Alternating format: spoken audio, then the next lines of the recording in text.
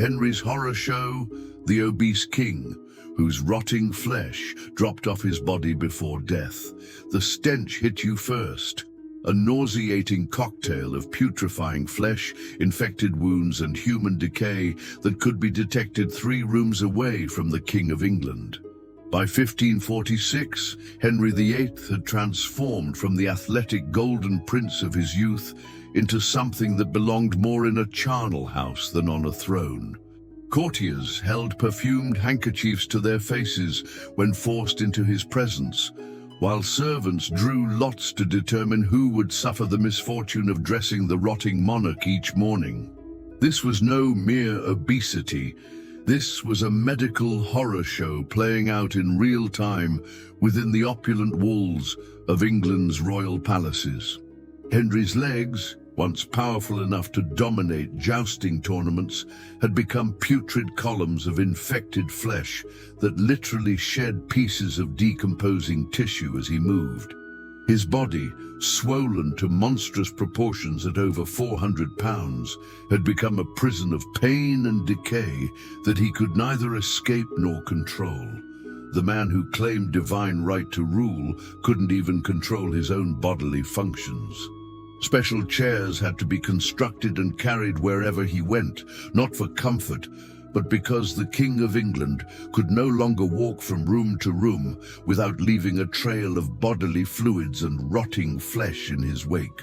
This is the true story of Henry VIII's final years, a tale so grotesque and disturbing that history books have sanitized it beyond recognition, transforming one of medicine's most horrific case studies into a sanitized tale of a king who simply grew fat in his old age.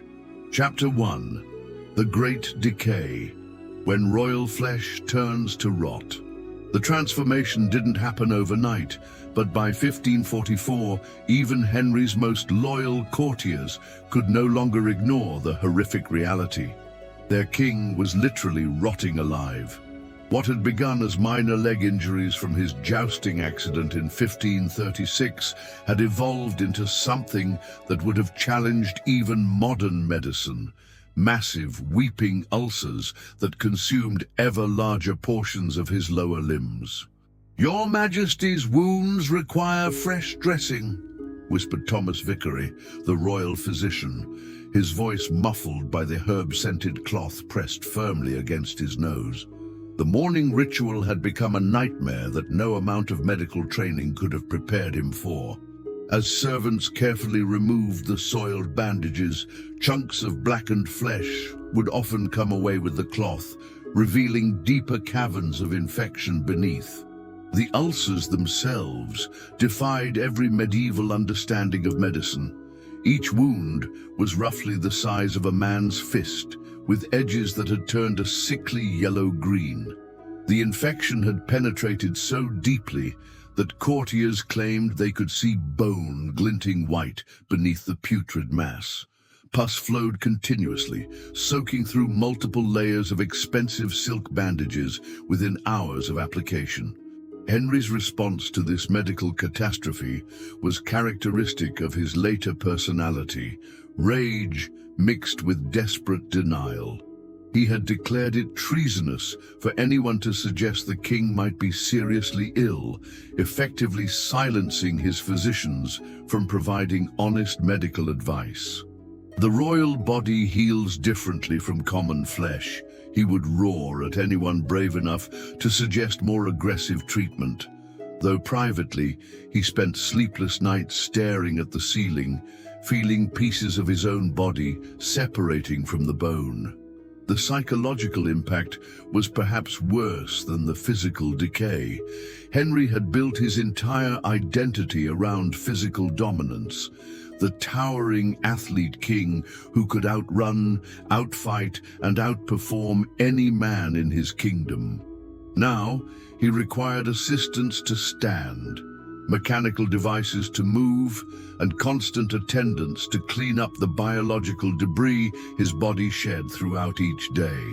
The smell became so pervasive that palace protocols had to be rewritten.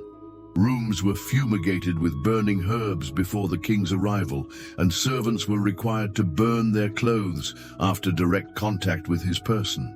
The royal apartments became a medical quarantine zone, where the most powerful man in England slowly dissolved into his own infected flesh, unable to acknowledge the horror of what he had become. Chapter 2. Paranoia in a decomposing body. When madness meets medical horror. The rotting of Henry's body seemed to accelerate the corruption of his mind. By 1545, the king had become convinced that the putrefaction of his flesh was not natural decay, but evidence of elaborate assassination attempts. Every morning, as fresh pieces of infected tissue fell from his legs, Henry's paranoia deepened into something approaching clinical madness. "Someone is poisoning the royal person," he would mutter during the twice-daily wound-cleaning sessions, his bloodshot eyes scanning the faces of terrified physicians and servants. In Henry's diseased imagination, the fact that his body was literally falling apart could only mean that enemies had found new and exotic ways to murder him slowly. He ordered the creation of elaborate food-tasting protocols, convinced that subtle toxins were being introduced into his meals to cause the flesh rot. Dr. George Owen, one of the few physicians brave enough to maintain close contact with the king, later wrote in his private journals about the horror of these medical examinations. "His Majesty's legs have become landscapes of corruption," Owen recorded, "with valleys of putrid flesh and mountains of infected tissue that shift and change with each movement. Yet he speaks not of pain or healing, but only of imagined enemies who have caused this affliction through supernatural means." The king's chambers had been transformed into a fortress of medical paranoia. Multiple locks secured doors. Armed guards were stationed inside his bedroom, and every medical implement had to be examined by at least 3 different physicians before being allowed near the royal body. Henry was convinced that specially crafted poisons had been applied to bandages, hidden in medicines, or even absorbed through the air itself. His behavior during wound treatment became increasingly erratic and violent. Servants reported that the king would suddenly grab daggers during bandage changes, convinced that a physician's gentle touch was actually an attempt to introduce more poison into his infected flesh. On one terrifying occasion, Henry ordered the immediate execution of a young page who had accidentally brushed against one of his festering legs while arranging pillows. The medical horror was compounded by Henry's absolute refusal to acknowledge that his condition might be natural. Instead of seeking proper treatment, he demanded that his physicians focus on identifying the supernatural causes of his flesh rot. Countless innocent people were tortured to extract confessions about their involvement in the imaginary poisoning plot, while the real infection continued its relentless consumption of the royal body. The paranoia reached its peak when Henry began to suspect that his own infected flesh was being stolen by enemies to use in dark, magical rituals. He ordered that every piece of tissue that fell from his body be collected, counted, and burned under armed guard, convinced that missing chunks of royal flesh could be used to cast deadly spells against him. Chapter 3. The Wives Who Witnessed Hell. Domestic Terror in the Tudor Court. Catherine Parr, Henry's 6th and final wife, entered marriage to the king in July 1543, just as his physical decay was reaching its most horrific stage. What she encountered was not the charming monarch of court propaganda, but a grotesque figure whose rotting body had become the centerpiece of a domestic nightmare that combined medical horror with psychological torture. "The king requires your presence in his chambers, Your Majesty," whispered a trembling servant to Catherine one morning in early 1544. What awaited her was a scene that would haunt her for the remainder of her life. Henry sat propped in his specially constructed chair, legs elevated and wrapped in blood-soaked bandages, while physicians worked frantically to stem the flow of pus and collect the pieces of flesh that had separated overnight. The smell in the room was beyond description, a combination of rotting meat, infected wounds, and the various herbs and perfumes used in futile attempts to mask the stench of royal decay. Catherine was expected to maintain the facade of marital intimacy, while her husband's body literally decomposed before her eyes, pieces of his flesh dropping onto the floor during their conversations. Henry's treatment of Catherine during this period reveals the depths of psychological cruelty that the physical horror had unleashed. He would force her to sit beside him during the most gruesome medical procedures, requiring her to hold his hand while physicians scraped away dead tissue and drained infected wounds. "A wife should witness her husband's suffering," he would growl, his grip tightening painfully on her fingers as another chunk of leg muscle came away with the bandages. The domestic terror extended beyond mere witness to medical procedures. Henry began to blame Catherine for his condition, convinced that her presence somehow accelerated the decay of his flesh. On several occasions, he ordered her arrest for witchcraft, only to countermand the order hours later when the pain of his wounds temporarily subsided. She never knew when she would be sharing dinner with her husband or facing execution for allegedly causing his medical nightmare.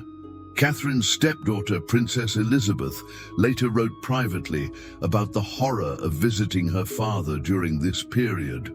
"The king's chambers had become a charnel house," she recorded, "where the most powerful man in England sat enthroned among the ruins of his own flesh, demanding that those who loved him witness every moment of his decay." The psychological manipulation reached its cruelest heights when Henry would deliberately time intimate conversations to coincide with his most grotesque medical moments. He would call Catherine to his bedside for discussions about love and marriage, while physicians worked to remove pieces of bone that had become separated from the infected tissue. The juxtaposition of romantic discourse with the visual horror of decomposing flesh was clearly intended to break his wife's spirit through sheer psychological torture. For Catherine, survival meant learning to maintain composure while watching her husband's body fall apart piece by piece, never knowing whether each conversation might be her last before he decided she was responsible for his medical nightmare. Chapter 4. Feeding the Decay. How gluttony accelerated the royal decomposition. Even as his body literally fell apart, Henry VIII's appetite remained voracious, but his eating habits had evolved into something that seemed designed to accelerate his own decay. By 1545, the king was consuming approximately 6,000 calories daily while barely able to move, creating a horrific cycle where massive food intake fed the infections that were consuming his body from within. The royal kitchens had been reorganized around the medical reality of serving a decomposing monarch. Special protocols required that all food be prepared by physicians as well as cooks, as Henry had become convinced that certain foods might either heal his rotting flesh or make it worse. His dietary demands had become a bizarre mixture of medieval medicine and magical thinking, with tragic results for his already catastrophic physical condition. "Bring forth the swan's blood pudding," Henry would command during his elaborate dinner performances, convinced that consuming the blood of graceful creatures might somehow restore elegance to his corrupted flesh. These meals had become theatrical displays of medical horror, with the king propped in his reinforced chair, while servants presented course after course to a man whose legs were slowly dissolving beneath the dining table. The eating process itself had become grotesque beyond imagination. Henry could no longer bend properly due to his swollen abdomen and infected legs, so servants had to position food directly in front of his mouth. As he ate, pieces of rotting flesh would continue to fall from his bandaged limbs, occasionally landing on his plates or in his goblets. The juxtaposition of gluttonous consumption with bodily decay created scenes that traumatized even the most hardened court observers. Dr. Butts, another royal physician, documented the medical insanity of Henry's continued gluttony in his private notes. His Majesty consumes enough meat to feed a small village while his own flesh rots away. The infection spreads more rapidly after each feast, as if the excess food somehow feeds the corruption within his body. Yet he demands ever larger meals, convinced that consuming more will replace what the disease has taken. And then the king's food obsessions had taken on a supernatural quality that reflected his mental deterioration. He believed that eating rare meats would give him the strength to regenerate his infected tissue, that consuming exotic spices might burn away the corruption from within, and that drinking massive quantities of wine would somehow flush the poison from his system. None of these dietary experiments had any positive effect, but Henry's diseased logic interpreted each temporary relief from pain as proof that his magical eating theories were working. The most disturbing aspect of Henry's continued gluttony was how it had become intertwined with the medical horror of his condition. Servants reported that the king would often eat while physicians worked on his wounds, blood and pus from his infected legs mixing with the juices from his elaborate meals. The dining room had become an operating theater where consumption and corruption occurred simultaneously, creating a spectacle that embodied the complete breakdown of royal dignity and human decency. Chapter 5. The Final Decomposition. When death could not end the horror. By January 1547, Henry VIII had become something that belonged more in a morgue than on England's throne. His body, swollen to nightmarish proportions and continuously shedding infected tissue, had begun the process of decomposition while he was still technically alive. The smell emanating from the royal apartments had become so overwhelming that even his most loyal servants fled in terror, leaving the King of England to face his final weeks attended by only the most desperately poor individuals who could be bribed to endure the olfactory nightmare. The medical reality of Henry's final days defied every contemporary understanding of life and death. Dr. Thomas Wendy, his primary physician, wrote in horrified detail about the king's condition. His Majesty's flesh has begun to separate from the bone while his heart still beats. The infection has consumed so much of his lower limbs that we can see the structural framework of his legs through the rotted tissue. Yet he lives on, trapped within this decomposing prison of flesh. The king's death chamber had been transformed into something resembling a medieval torture chamber, mixed with a medical laboratory. Multiple braziers burned continuously, filling the air with thick, herb-scented smoke in futile attempts to mask the stench of rotting royal flesh. The walls were lined with medical implements, bandages and containers for collecting the biological debris that constantly fell from Henry's body. Henry's final conversations revealed the complete breakdown of his rational mind.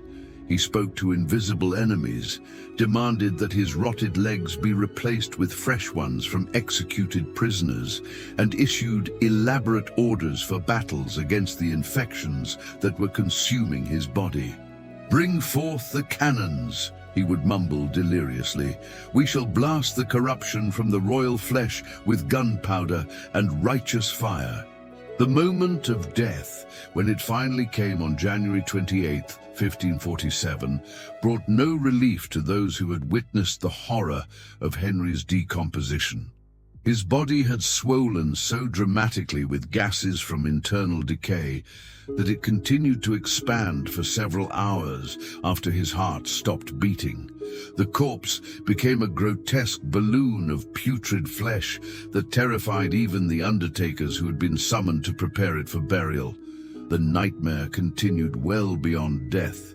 Henry's body was so filled with corrupted fluids and gases that it had to be wrapped in lead sheets and sealed in multiple coffins to contain the biological horror. Even then, the decomposition process was so advanced that witnesses reported hearing strange bubbling and hissing sounds coming from within the sealed casket as chemical reactions continued within the royal corpse. The funeral procession from London to Windsor Castle became one of the most macabre spectacles in English history. Despite all precautions, the pressure from decomposition gases caused Henry's lead-wrapped coffin to burst open during the journey, spilling putrid royal remains across the interior of the funeral wagon.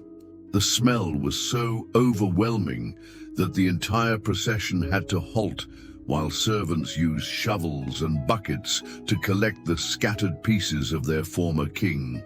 Conclusion: the true horror of absolute power. In the end, Henry VIII's physical decomposition became the perfect metaphor for what absolute power had done to his soul. The man who had claimed divine right to rule couldn't even rule over his own rotting flesh. His body's rebellion against his mind mirrored England's suffering under his tyrannical reign. Both had become corrupted beyond recognition, poisoned by the very excess that was supposed to demonstrate strength and vitality.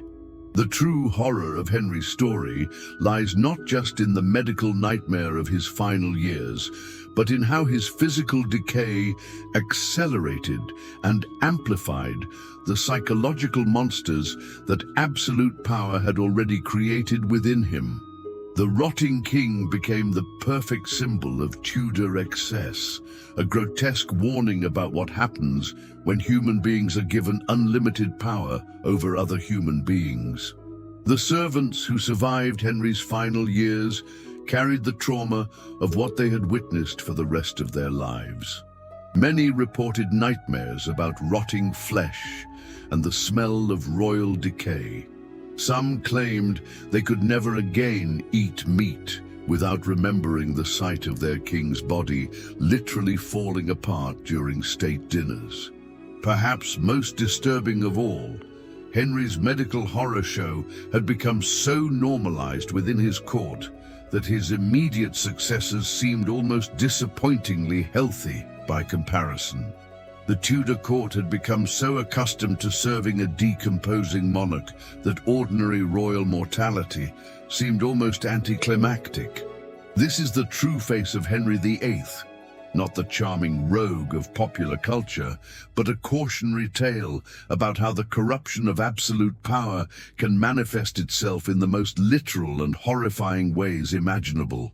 His rotting flesh was simply the external manifestation of an internal decay that had begun the moment he decided that royal power placed him above the laws of God, nature, and human decency.